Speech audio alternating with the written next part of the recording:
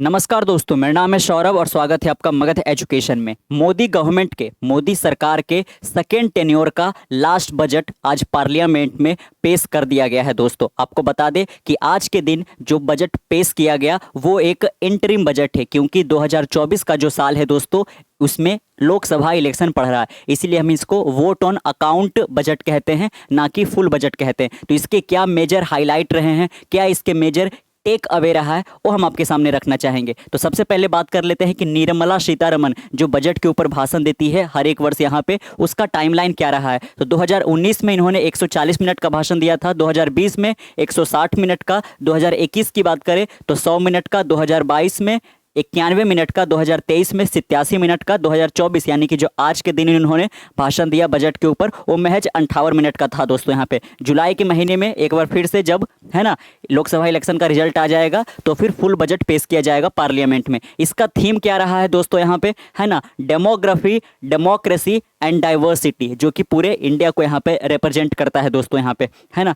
और यहाँ पे क्या रहा है, तो नो चेंज इन टैक्सेशन, जो टैक्स का स्लैब है कि 7 लाख से ऊपर जिनका यहाँ पे कह लीजिए कि इनकम है एनुअली, उनको टैक्स देना पड़ता है। अलग अलग ये इनकम स्लैब बना हुआ दोस्तों। अगर जो हम पिछले वर्ष की बात करें तो इसके पहले 5 लाख से बढ़ाकर 7 लाख किया गया था, यानी कि 7 लाख से कम अगर जो आप एक साल में कमाते हो तो आपको किसी भी तरीके का टैक्स नहीं देना होता था, और 7 लाख के ऊपर अगर जो आप कमाते हो तो अलग अलग स्लैब बने हुए थे, किसी में 10%, 20% और मैक्सिमम 30% का। लेकिन इस वर्ष दोस्तों यहाँ पे किसी भी तरीके का टैक्सेशन में कह लीजिए कि ना तो रेट को कह लीजिए कि यहाँ पे रिवाइज किया गया है और ना तो स्लैब को रिवाइज किया गया है ना। जो 2023 के लिए था वही इसमें भी रहा है। तो किसी भी तरीके का टैक्सेशन में कोई सा भी यहाँ पे कह लीजिए कि सुधार नहीं किया गया है, बिल्कुल ज्यों का त्यों पहले वाला ही है यहाँ पे। तो रिफॉर्म, परफॉर्म एंड ट्रांसफॉर्म, ये यहाँ पे कह लीजिए कि यहाँ पे निर्मला सीतारमण के द्वारा आज के भाषण में यहाँ पे ये कहा गया कि रिफॉर्म, परफॉर्म एंड ट्रांसफॉर्म, है ना, ये हमारे इकोनॉमी के लिए कहा गया दोस्तों यहाँ पे। चलिए आप शुरू करते हैं। यहाँ पे आप देख सकते हैं कि इनकम टैक्स के रेट्स और स्लैब में कोई बदलाव नहीं किया गया है दोस्तों, है ना, जो कि यहाँ पे लास्ट टाइम रिवाइज हुआ था। अगर जो हम 2022 की बात करें तो 5 लाख से नीचे वाले को टैक्स नहीं देना पड़ता था, जिसको 2023 में 2 लाख से और बढ़ाया गया और 7 लाख से नीचे वाले को यहाँ पे कह लीजिए कि माफ किया गया था, है ना। लेकिन उसके बाद जो भी यहाँ पे स्लैब बनाया गया तो वही का वही अभी भी रह जाएगा, कोई बदलाव नहीं किया गया। हालांकि सरकार ने 7 लाख रुपए तक की सालाना इनकम को टैक्स से छूट देने का ऐलान किया है, लेकिन यहाँ पे वो जुलाई में आएगा, उसमें देखा जाएगा। यहाँ पे फिलहाल अभी किसी भी तरीके का कोई टैक्सेशन में, है ना, चेंजेस नहीं किए गए हैं। अगले वित्त वर्ष के लिए कैपिटल एक्सपेंडिचर जीडीपी का 3.5% होगा, वो आज ही निर्णय लिया गया है ना, कि अगले वित्त वर्ष यहाँ पे जो कह लीजिए कि 25 होगा उसमें सरकार कितना खर्च करेगी अलग अलग सेक्टर पे, है ना, चाहे कह लीजिए कि वो इंफ्रास्ट्रक्चर पे हो, रेलवे पे हो, डिफेंस पे हो, एजुकेशन पे हो, हेल्थ केयर पे हो, है ना, ये तमाम तरीके के जो हमारे सेक्टर यहाँ पे है उस पर कितना सरकार खर्च करेगी। तो हमारे जीडीपी का 3.5% यहाँ पे पूंजीगत खर्च के लिए 11.1 लाख करोड़ का टारगेट तय किया गया है दोस्तों इस बजट में। हाउसिंग प्लान के तहत 5 साल में 2 करोड़ घर बनेंगे, ये अनाउंस किया गया है और ये मेजर अनाउंसमेंट था आज के बजट में। अगले 10 साल में 149 एयरपोर्ट को उन्नत बनाने की योजना भी रखी गई है दोस्तों, है ना। जिस तरीके से यहाँ पे अयोध्या एयरपोर्ट का ट्रांसफॉर्मेशन हुआ, ठीक उसी तरीके से 149 और भारत के अलग अलग शहरों में एयरपोर्ट बनाने का यहाँ पे लक्ष्य रखा गया है। 2030 तक गैसिफिकेशन क्षमता 100 MMT की जाएगी यहाँ पे दोस्तों, है ना। तो 2030 तक ये टारगेट यहाँ पे रखा गया है।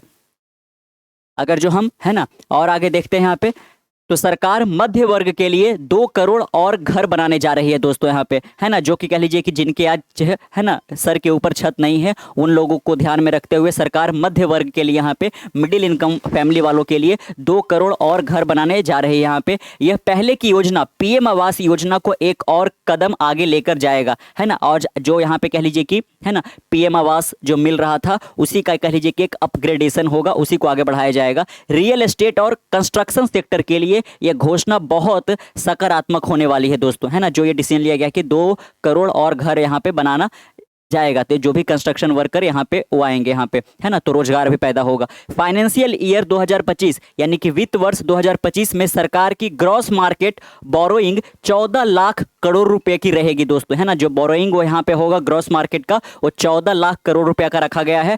टैक्स प्रोसेसिंग अवधि 93 दिन से घटकर 10 दिन रह जाएगी दोस्तों यहाँ पे, है ना, कि किसी भी तरीके का अगर जो टैक्स प्रोसेसिंग में काफी ज्यादा जो टाइम लगता था, है ना, 93 डेज तक लग जाते थे यहाँ पे, लगभग 3 महीने से ज्यादा, जो कि अब घटकर 10 दिन हो जाएगा। काफी सुविधा होगा यहाँ पे, है ना।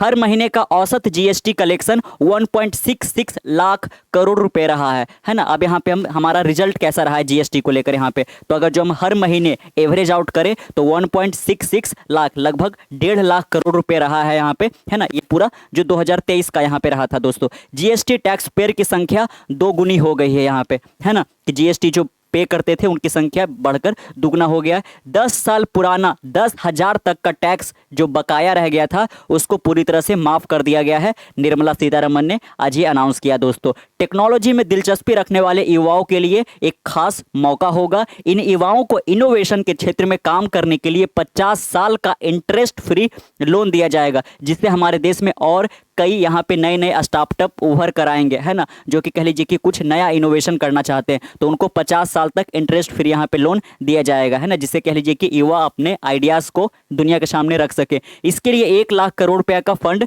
तैयार किया जाएगा दोस्तों, है ना।